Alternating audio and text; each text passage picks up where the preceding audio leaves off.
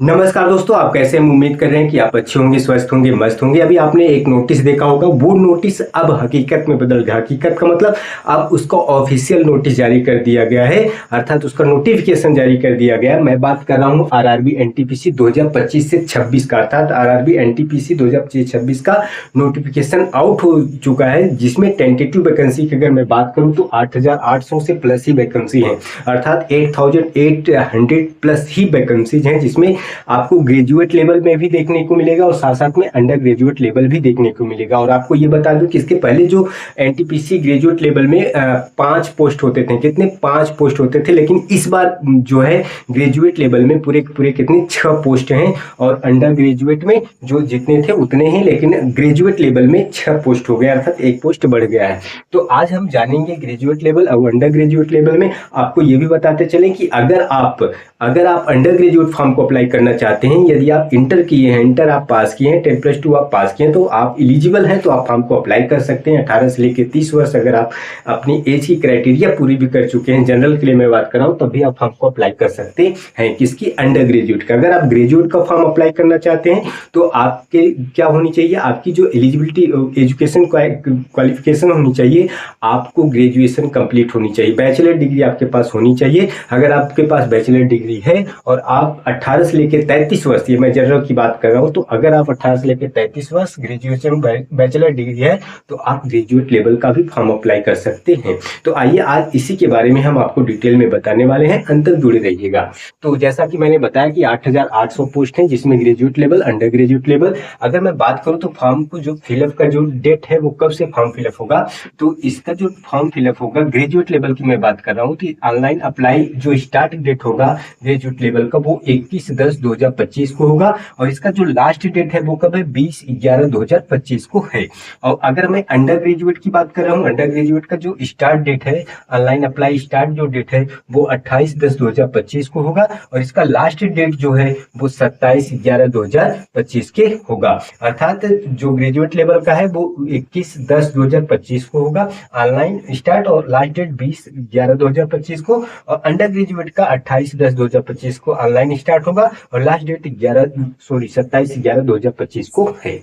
अब आइए अब हम एप्लीकेशन फी की बात कर लेते हैं। तो एप्लीकेशन फी जो है वो, अगर आप जनरल कैटेगरी के हैं या आप ईडब्ल्यूएस कैटेगरी के हैं या आप ओबीसी के, अर्थात जनरल ईडब्ल्यूएस ओबीसी वालों के लिए 500 रुपए फीस है, और यदि आप एससी हैं, एसटी हैं या फीमेल कैटेगरी हैं तो आपको 250 रुपए पे करना होगा।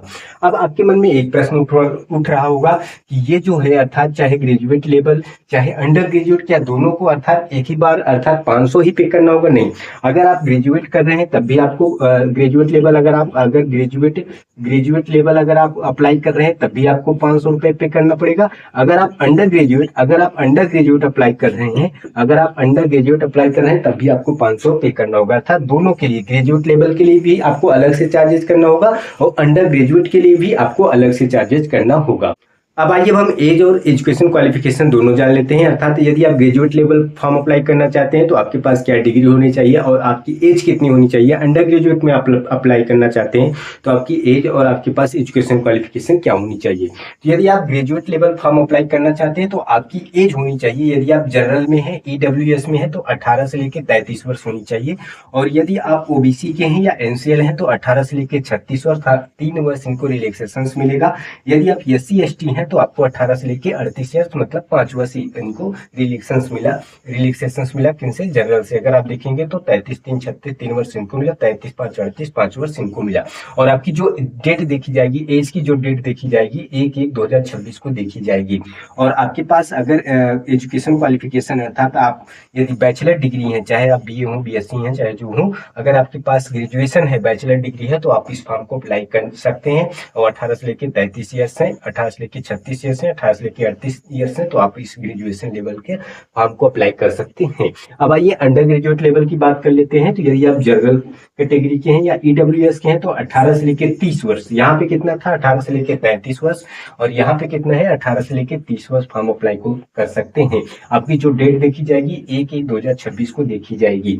और यदि आप ओबीसी एनसीएल है तो 18 से लेकर 33 वर्ष, अर्थात जनरल से अगर आप देखेंगे 3 वर्ष इनको रिलैक्सेशन मिल रहा है जैसे इसमें मिला था। और यदि आप SC ST के हैं तो 18 से लेकर 35 वर्ष इनको जनरल से देखा जाए तो 5 वर्ष रिलैक्सेशन मिलेगा। अगर मैं एजुकेशन क्वालिफिकेशन की बात कर लेता हूं तो केवल और केवल 10+2 अर्थात अगर आप इंटरमीडिएट अर्थात इंटर कंप्लीट हैं तो आप इस फॉर्म को अप्लाई कर सकते हैं। किसको? Under graduate. आपकी जो एज की डेट देखी जाएगी वो 1/1/2026 को देखी जाएगी। अब आइए हम ये जान लेते हैं कि अगर इस फॉर्म को अप्लाई हम करना चाहते हैं तो हम सबसे पहले ये जानते हैं कि इसका सिलेक्शन प्रोसेस क्या है, अर्थात हमें कितने फेजेस से गुजरना होगा, हमें क्या क्या करना होगा तब जाके हमें नौकरी लग जाएगी। तो आइए इसके बारे में जानते हैं हमें आखिर क्या क्या करना होगा। तो सबसे पहले आप जैसे फॉर्म को फिलअप करेंगे, फॉर्म फिलअप करने के बाद जो भी एग्जाम डेट से पहले आपको क्या आ जाएगा, एडमिट कार्ड आएगा। तो एडमिट कार्ड देने के बाद आप एग्जाम देने जाते हो। तो जब एग्जाम देने जाओगे तो सबसे पहले आपको किसका सामना करना पड़ेगा? सबसे पहले आपको CBT 1 अर्थात कंप्यूटर बेस्ड टेस्ट जिसे बोलते हैं टायर 1, जिसे बोलते हो प्री, इसका सामना करना पड़ेगा। किसका?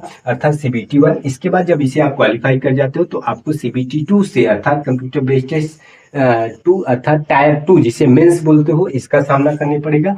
इसके बाद टाइपिंग स्किल टेस्ट अर्थात आपको टाइपिंग करनी पड़ेगी। अब आपके मन में एक प्रश्न उठ रहा होगा, क्या सभी पोस्ट के लिए ग्रेजुएट अंडर ग्रेजुएट सभी के लिए टाइपिंग करना होगा? सभी के लिए नहीं। जैसे अगर आप ग्रेजुएट में देखेंगे स्टेशन मास्टर में टाइपिंग नहीं होती है।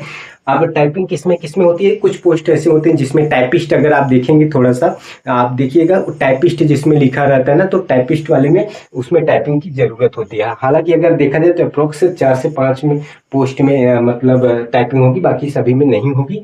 इसके बाद टाइपिंग के बाद आपको DV कर लिया जाएगा अर्थात डॉक्यूमेंट वेरिफिकेशन कर लिया जाएगा। इसके बाद आपका मेडिकल के बाद आपको ज्वाइनिंग मिल जाएगी। अर्थात अगर देखा जाए तो 2 फेजेस से आपको गुजरना होगा। अगर एक और देख लीजिए तो 3 फेजेज। जैसे मैंने बताया कि स्टेशन मास्टर के लिए टाइप 1 टाइप 2 अर्थात टियर 1 टियर 2 के ही गुजरना होगा। इसके बाद DV तो अर्थात CBT 1 CBT 2 और ये मैं जो बात कर रहा हूँ ग्रेजुएट अंडर ग्रेजुएट सबके लिए बात कर रहा हूँ। तो CBT 1 अर्थात टायर 1 टायर 2 देना पड़ेगा। कुछ पोस्ट के लिए टाइपिंग देना पड़ेगा। इसके बाद DV मेडिकल के बाद आपको ज्वाइनिंग मिल जाएगी।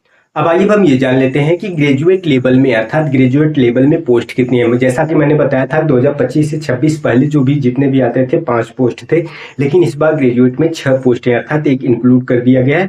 तो आइए हम पोस्ट नेम जान लेते हैं और साथ साथ में उसके क्या डिपार्टमेंट है ये भी जान लेते हैं।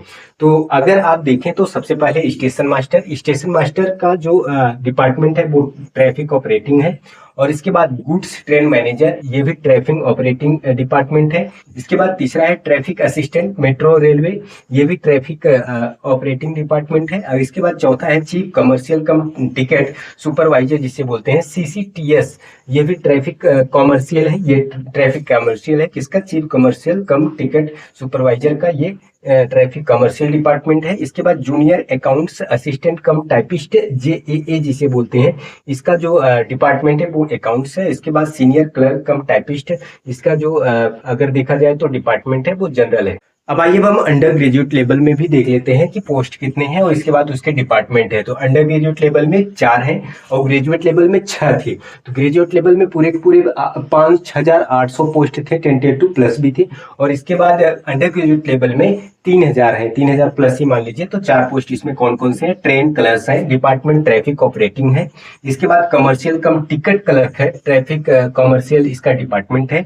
अकाउंट्स क्लर्क कम टाइपिस्ट अकाउंट्स इसका डिपार्टमेंट्स है। इसके बाद जूनियर क्लर्क कम टाइपिस्ट इसका जो है डिपार्टमेंट वो जनरल है। अगर इसमें देखा जाए तो लगभग सभी में क्या होते हैं? टाइपिंग होते हैं। तो जैसे ट्रेन क्लर्क हो गया ट्रैफिक डिपार्टमेंट ऑपरेटिंग, कमर्शियल कम टिकट क्लर्क ट्रैफिक कॉमर्शियल जिसे बोलते हैं क्या? CTC बोलते हैं। इसके बाद अकाउंट्स क्लर्क कम टाइपिस्ट अकाउंट्स हो गए, डिपार्टमेंट जूनियर क्लर्क कम टाइपिस्ट जनरल हो गए।